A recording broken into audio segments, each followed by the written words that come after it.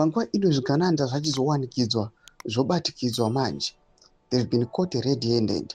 Tichiona the ZNA Lieutenant General Tapfumaneyi achibuda pachena in public achiti aiwa the social media ngaisangotaura zvaisingazivi kana kukama up nematheories mamwe angange ari emanyepo pamusoro pematransfers nemapromotions ari kuitwa kumabarracks. Zvisatapinda mashoko anobuda panguva ino zvinozivikanwa nemunhu wese kuti at the moment the situation is very volatile. Zvinhu zvinomira zvakanaka, and these guys they are trying to proof the situation munyika yeZimbabwe. Not subscribe or like on the bell icon.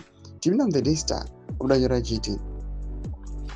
The Zimbabwe National Army ZNA Commander Lieutenant General Tapfumaneyi has said the media should stop creating imaginary conspiracy theories amid army officers transfer and promotions.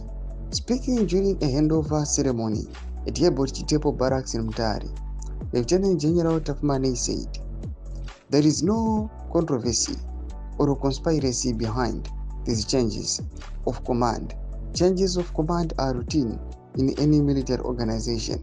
No response yapiwa na ZNA Commander Lieutenant General Tapfumaneyi achiuya panguva ino uchionwa kunzi pamareassignments avari kuita, mahandover takeover avari kuita, matransfers and promotions, panguva ino they really know kuti people know the truth, but they are trying kuda kubvisa chokwadi kuvanhu vachitaura mashoko achiti aiwa vanhu ngavasabuda nematheories avasingazivi. Zvinhu zviri common pane any military command kuti matransfers nemapromotions ariko.